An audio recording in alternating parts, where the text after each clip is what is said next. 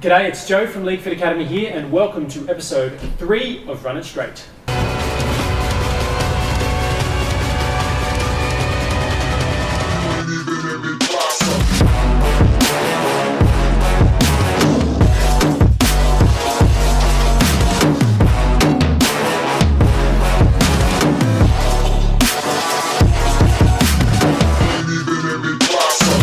Chris, 1, 2, 3. Our first question comes to us via Instagram from Abdul. How strong do I need to be? I'm 15, play front row, and I can bench 90 kilos. Is that good? Chris, have a crack. First of all, we need to know your body weight. It is all relative to your body weight, and I'm sure Joe will touch on that a bit later. Look, it's a common question. People always say, I bench insert number here. Is that good? And again, it is relative, like what's good. It depends on the individual. Now, there's a couple of things that we wanted to talk about. Like Chris mentioned, the weight's going to come into it, what your body weight is. So you've said here, I bench 90 kilos. You know, do you weigh 90 kilos? Do you weigh 70 kilos? Do you weigh 120 kilos? All of those things are going to, they're going to come into that. You've asked, is that good? Well, the first thing that we want to look at is we want to look at ratios, which Chris was briefly mentioned, is we should be looking at if you're, let's say someone's 100 kilos and you're 15, so you might be 15s going in to have a shot at playing Harold Mats.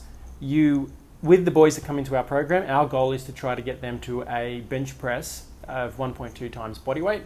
By the start, they're coming into that under 16s season. Okay, now there was a study, which that's why I have this, I wrote it down in here, which came out in 2017, and I can't find it.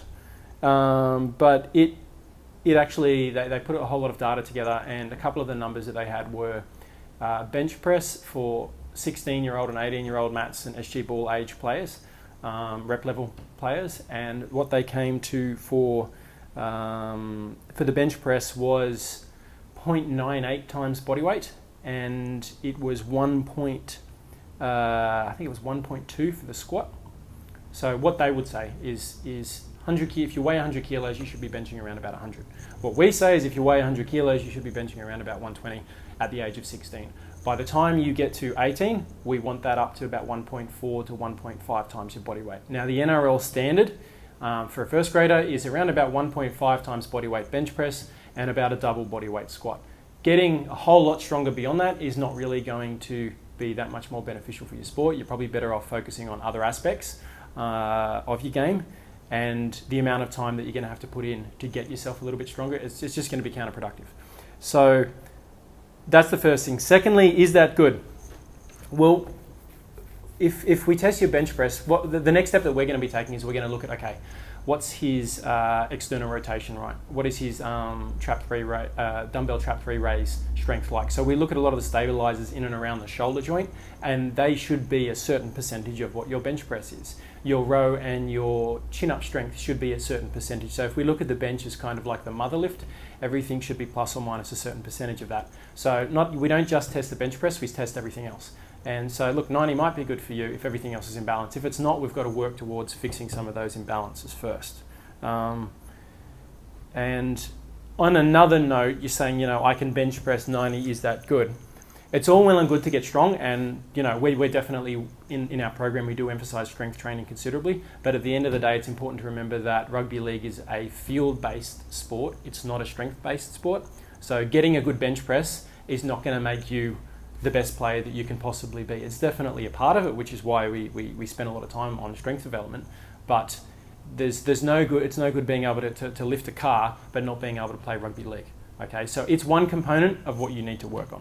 I hope that kind of helps with that question. Anything else you want to add? Yes. Yep. So again, lifting the 90 kilos, like you said, it might be good for your body weight, but again, you need to transfer that to the field as well. So unless you're doing power training, combining that with power training, and not necessarily just lifting weights, it won't help as much as you think on the field. Yeah, so if the thing to remember is if you're doing a bench press and the speed at which you're pushing the bar is like this, obviously we don't do that in the sport. There's no time when you are going to be moving at that slow speed. So strength in and of itself is an element that does need to be developed, but you then need to, like Chris was saying, you need to have phases in your training where you're working on power development, which is going to turn that raw strength into something which is actually useful, whether it's to fend or it's looking to get off the ground quickly or whatever the movement happens to be. So yes, strength is good. Strength needs to be usable in the form of power. And then you need to be doing enough of the skill-based stuff, which is more of your technical league coaching stuff, for the transfer to occur. Cool? Cool. All right. Question number 2, again by Instagram, is from Zach. I really want to improve, but I don't know how to motivate myself to do all the little things. How can I get better? You want to have a crack at that? Yes. Yeah, off you go. First thing, motivational videos.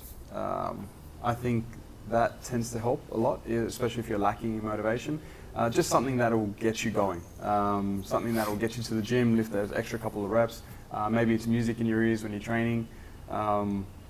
Anything at all that you think will push you over that line and get you to that extra training session. Yeah, look, they're all tools that we want to use. I think, what did he say? How do I motivate myself to do the little things, and how can I get better? The biggest, I guess, one of the biggest elements that I would say is you need to try to get hungry. And the way to get hungry is to get around people that are hungry. There's an old saying of, you are the average of the 5 people that you spend the most time with. So if your 5 best mates, if what you guys do in your spare time is you sit there and you play Xbox or PlayStation, or you're all sitting on Snapchat on your phones, or you go over to your mate's place and you just sit there and you binge watch a series of Netflix, that's not conducive to you getting the most out of yourself. But if you hang around people who, if you want to do better at school, you hang around the guys that are spending time studying, and at lunchtime, instead of mucking around, they're in the library. If you want to get stronger, hang out with guys who go to the gym and train. If you want to get fitter, again, the same thing goes. So you need to get, and if you don't have anyone you're like, well, I don't know anyone who's like that. Well, who do I hang around? Well, see, we've got this thing now. It's called the internet. It makes it really easy, like Chris was saying, to find motivational videos or talks or whatever it happens to be, or books, whether it's books or it's films that you watch, or it's music that you listen to, or it's videos. Look up things by Jim Rohn or Tony Robbins or Les Brown or Eric Thomas. Yeah, go and listen to their stuff. Just whatever style floats your boat, so to speak. Hang around those people and you'll start to realize, you're going to make better decisions and you're going to make different decisions, and something's going, if the old saying is hang around people that are hungry and something will hit you, and that's pretty much exactly what it is. So start spending time with people who are trying to achieve something, whether it's people in real life or whether it's online. Yeah? Yeah, just touching on those motivational videos, some people may think they're cheesy, but it will sort of make you realize that not everyone is going to get somewhere because they're not willing to put in that effort, and it'll sort of open your eyes to that. Yeah, absolutely. The mindset of the people who end up being successful in whether it's sport or business or they're an actor or whatever they are, they have a different mindset to 99% of the population. That's why they're in the position they're in. It's usually, of course there's always exceptions to the case, but it's usually not because of who their parents were or some natural gift that they've got, but it's usually because they've gotten there via a different way of looking at the world. So if you want something different to what everyone else has, you've got to do something different to what everyone else is doing. All right, question number 3. This was actually a text message from Josh. Hey Joe, I'm 16, trying to gain weight, and I've been bouncing around at the 75 kilo mark for a couple of weeks now, and I think I need to try something new. I'm sitting on around 4,000 calories a day, and I don't think that increasing my calories will do anything.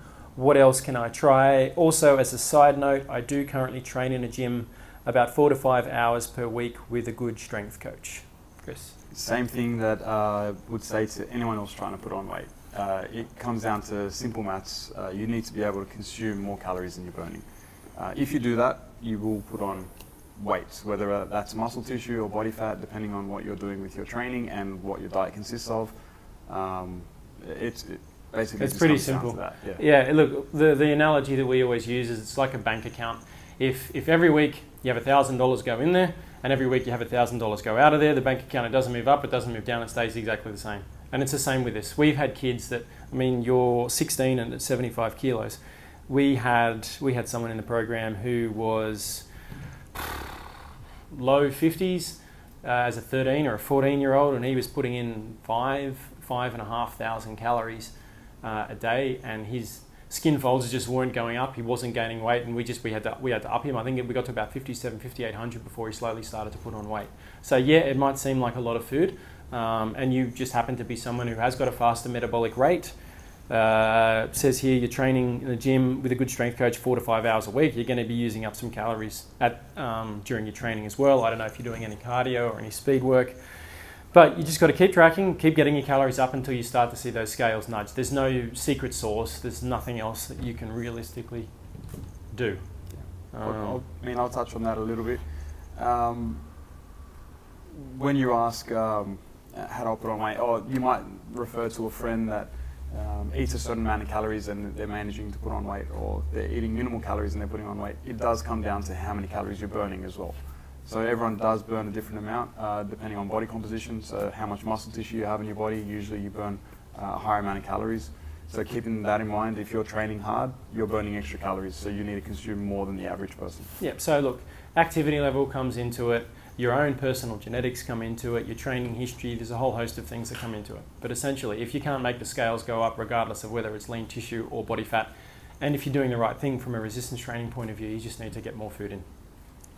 Cool. If you want to send a question through Instagram, Facebook, email, phone, text message, was there other ones? You can send, and if you actually send like an actual letter, I'll even bring it up and I'll show it during the show and I'll give you a shout out.